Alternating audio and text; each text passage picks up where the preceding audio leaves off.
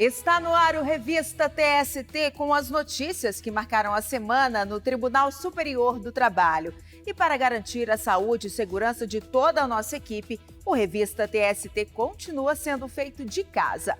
Veja agora o que preparamos para a edição de hoje. Buffet é condenado por morte de motorista convocado nas férias para viajar de Minas ao Distrito Federal. Supermercado é responsabilizado por morte de ex-PM que trabalhava como fiscal de loja. Conheça as recentes medidas adotadas pelo TST para ampliar a acessibilidade de pessoas com deficiência, principalmente durante a pandemia.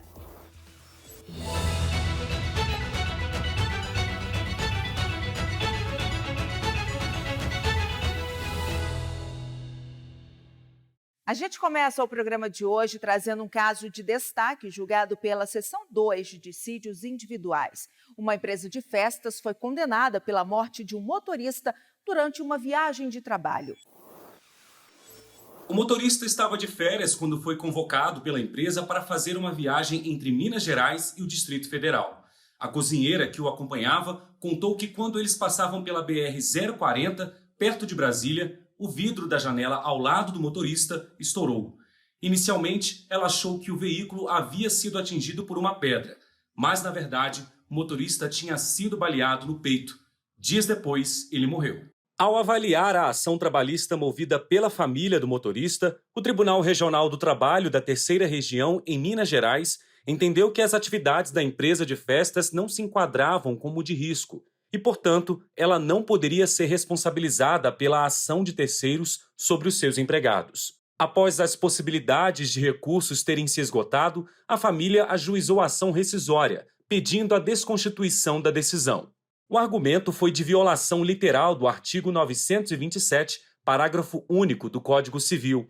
Conforme o dispositivo, haverá obrigação de reparar o dano, independentemente de culpa, nos casos especificados em lei, ou quando a atividade normalmente desenvolvida pelo autor do dano implicar, por sua natureza, risco para os direitos de outrem. No recurso ao TST, a família sustentou que deveria ser aplicada ao caso a teoria da responsabilidade objetiva, quando a culpa não precisa ser provada, pois os riscos a que o motorista estava sujeito eram previsíveis. A relatora do recurso ordinário na SDI 2 do Tribunal Superior do Trabalho, ministra Maria Helena Malman, observou que, em 2013, quando o pedido de indenização foi rejeitado, a Corte Superior Trabalhista já havia consolidado jurisprudência de que a atividade de transporte rodoviário de cargas implica risco mais acentuado ao motorista do que aos demais membros da coletividade.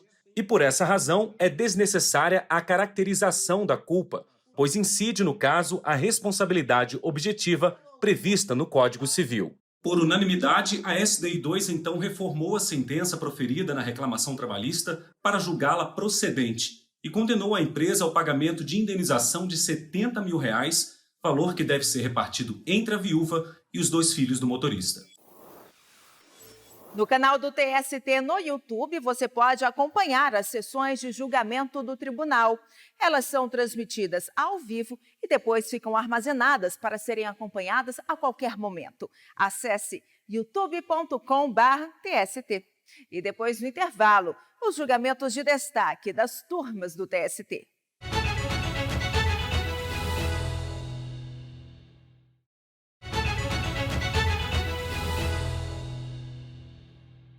Estamos de volta e vamos fazer um giro pelas turmas do TST e conferir casos de destaque.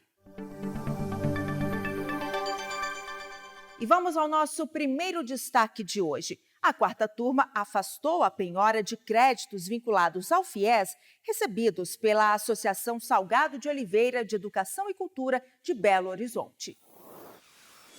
A ação foi ajuizada pelo Sindicato dos Auxiliares de Administração Escolar do Estado de Minas Gerais contra a instituição educacional. O motivo foi o não recolhimento correto do FGTS dos empregados, além de condenar a empresa a pagar indenização no valor de R$20 mil por dano moral coletivo. O juízo de primeiro grau determinou o pagamento das diferenças do fundo de garantia. O Tribunal Regional do Trabalho da Terceira Região em Minas Gerais manteve a sentença. Na fase de execução, o TRT ordenou o bloqueio dos créditos da associação, oriundos dos repasses do Fundo Nacional de Desenvolvimento da Educação, FNDE, a título do FIES, o Fundo de Financiamento Estudantil. O entendimento do regional foi que não existiria a obrigação de que esses valores fossem compulsoriamente aplicados em educação. De acordo com o TRT, a partir da transferência para a instituição mantenedora, o dinheiro passaria a ter natureza privada, sujeitando-se assim à penhora. A universidade recorreu e, no Tribunal Superior do Trabalho, o relator do processo na quarta turma, ministro Ives Gandra, destacou o papel do FIES como um instrumento de democratização do acesso à educação de nível superior e meio de concretização do direito fundamental à educação. Ele explicou que o fundo, vinculado ao Ministério da Educação, se destina ao financiamento de cursos superiores não gratuitos e com avaliação positiva nos processos conduzidos pelo Ministério, conforme a Lei 10.260 de 2001. O relator ainda lembrou que, de acordo com a regulamentação, o pagamento dos encargos educacionais é feito por meio de títulos da dívida pública, utilizados pela instituição de ensino para pagamento de contribuições previdenciárias e outros tributos administrados pela Receita Federal. Após a quitação dos tributos, os títulos públicos podem ser recomprados pelo FNDE, que é o agente operador do FIES. Dessa forma, para o ministro, é possível concluir que a movimentação de recursos depende necessariamente da prestação de serviços educacionais aos estudantes beneficiados pelo financiamento.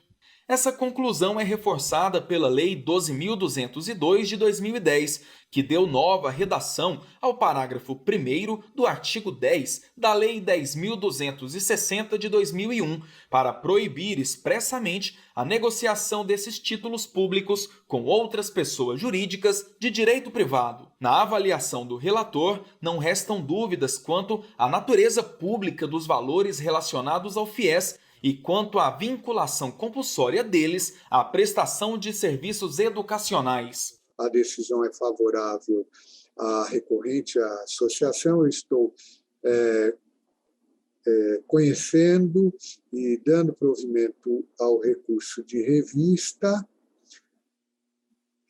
por transcendência econômica, violação do 5º 2 da Constituição Federal, para declarar a impenhorabilidade dos créditos advindos do FIES em razão dos serviços de educação prestados pela recorrente e determinar o desbloqueio de todos os valores eventualmente bloqueados a esse título, reputando prejudicada a análise do requerimento de tutela incidental de urgência. Assim, a quarta turma declarou a impenhorabilidade dos créditos recebidos pela Associação Salgado de Oliveira, provenientes do FIES. A decisão foi unânime.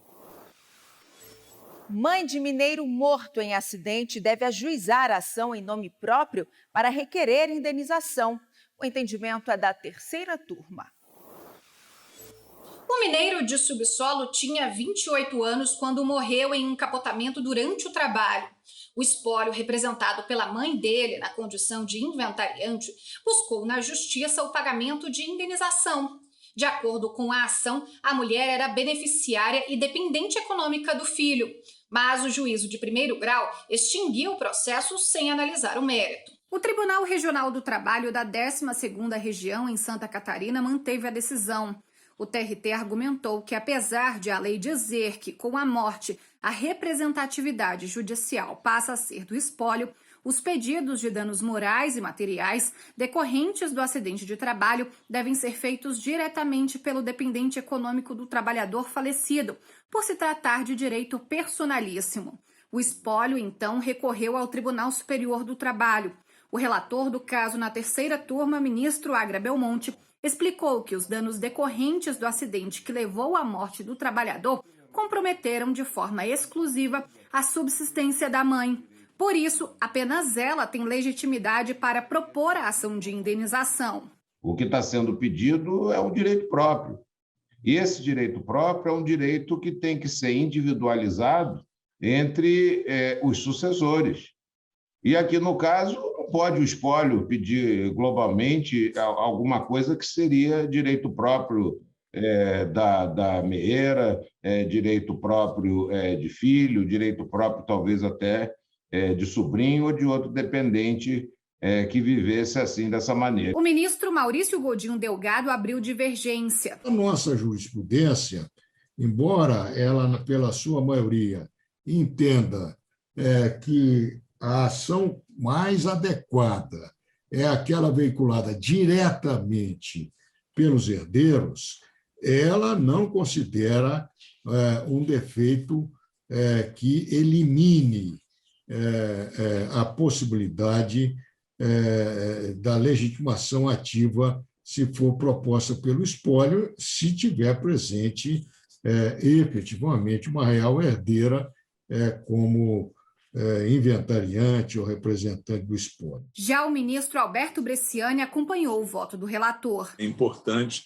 que se pesquise, de fato, o nível de relacionamento entre o trabalhador falecido e seus eventuais herdeiros, para que se pesquise a existência ou não de dano moral. Não penso que o dano moral, no caso, ocorra pelo só fato do falecimento, mas é preciso que se demonstre, como, aliás, isso me parece, o STJ tem assentado reiteradamente no que diz respeito ao dano moral de parentes pelo evento morte. Por maioria dos votos, ficou decidido que, para reivindicar o direito a danos morais e materiais pela morte do filho, a mãe deve entrar na justiça em nome próprio e não por meio do espólio. Encerramos o nosso giro com o destaque da 8ª turma. Um supermercado foi condenado pela morte de ex-PM durante tentativa de assalto. Ele trabalhava como fiscal de loja. O policial militar da reserva foi morto a tiros durante um assalto ao supermercado em que trabalhava. A família dele entrou na justiça com pedido de pagamento de indenização por dano moral e material e sustentou que o PM trabalhou como vigia da loja no Rio de Janeiro por 9 anos.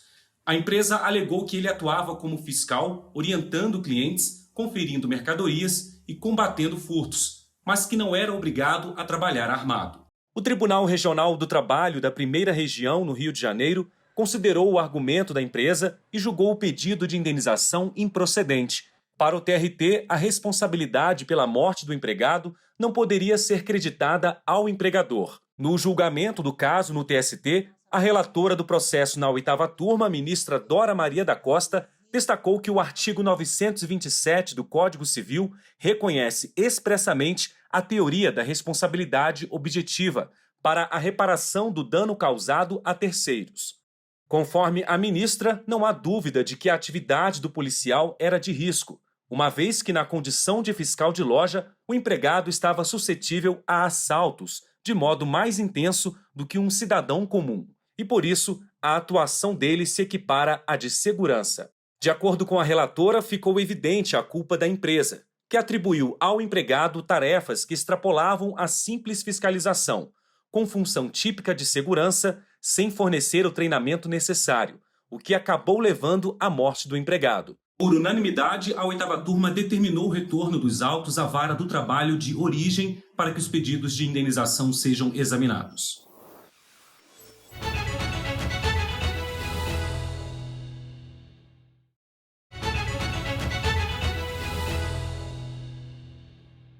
21 de setembro é o Dia Nacional da Luta da Pessoa com Deficiência. Na reportagem especial, você vai ver as medidas adotadas pelo TST para ampliar a acessibilidade, principalmente durante a pandemia. Setembro, mês que marca a luta nacional da pessoa com deficiência. O Dia de Conscientização foi instituído por lei em 2005, mas a data já era de luta desde 1982, quando movimentos sociais se reuniram para reivindicar direitos. Segundo a Pesquisa Nacional de Saúde realizada pelo IBGE e pelo Ministério da Saúde em 2019, o Brasil tem mais de 17 milhões de pessoas com deficiência, o que representa 8% da população brasileira. Jader teve meningite aos 5 meses de idade e sofreu uma perda auditiva profunda. É surdo oralizado, utiliza a leitura orofacial do movimento dos lábios e das expressões do rosto para se comunicar. Hoje, aos 25 anos, Jader é técnico judiciário no Tribunal Superior do Trabalho. A rotina dedicada aos estudos para ser aprovado em concurso público deu resultado. Fui nomeado para trabalhar no Tribunal Superior do Trabalho, que tem uma abrangência nacional e a fama de excelência. Então, é claro que não pude desperdiçar essa oportunidade para aprender coisa nova, acumular experiência profissional com a justiça especializada. O TST conta hoje com 64 pessoas com deficiência nos quadros de servidores. O Núcleo de Acessibilidade e Inclusão, NAI, é a unidade responsável por colocar em prática medidas que garantam um ambiente de trabalho adequado para todos. As ações são planejadas por uma comissão permanente, composta por representantes de diversas unidades administrativas.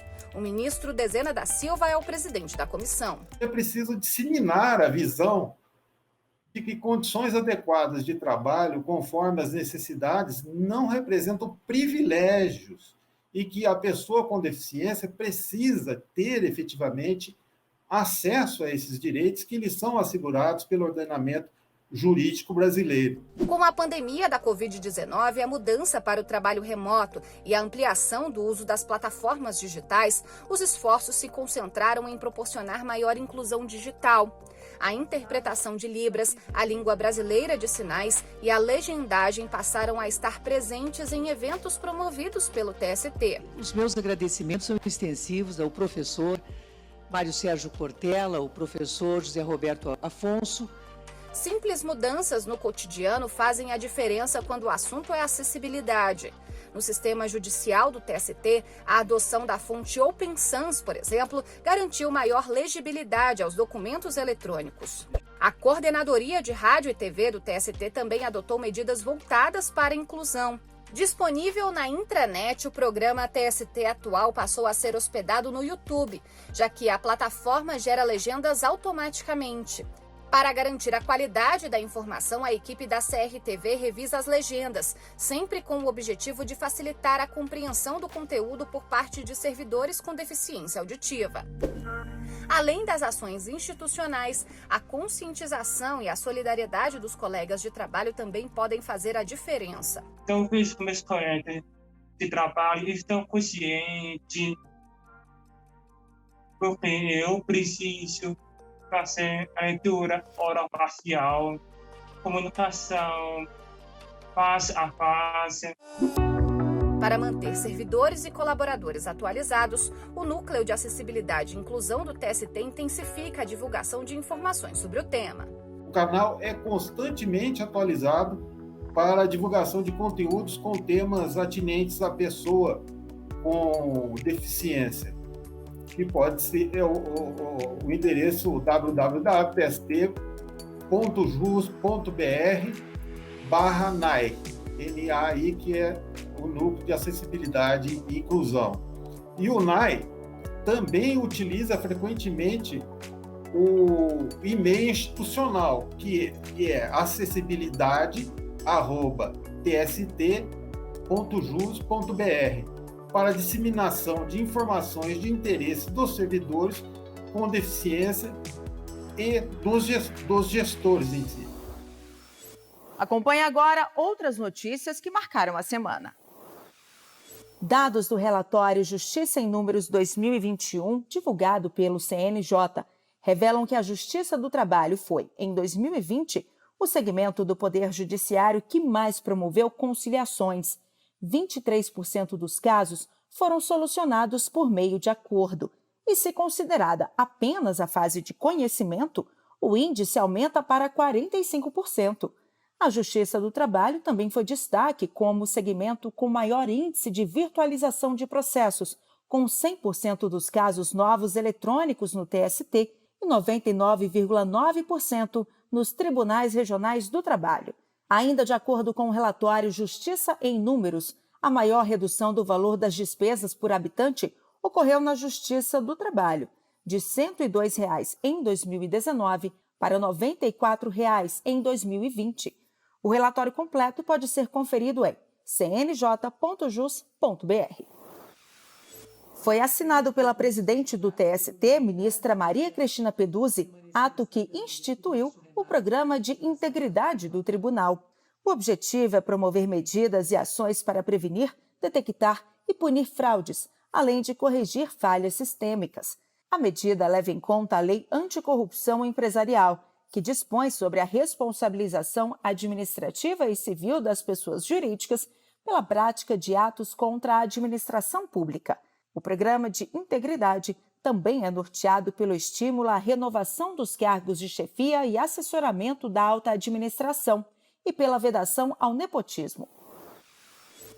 Durante a 7ª sessão ordinária do Conselho Superior da Justiça do Trabalho, foi aprovada a regulamentação das diretrizes para a formulação de políticas de privacidade e proteção de dados pessoais, as PPDPs, no âmbito da Justiça do Trabalho de primeiro e segundo grau.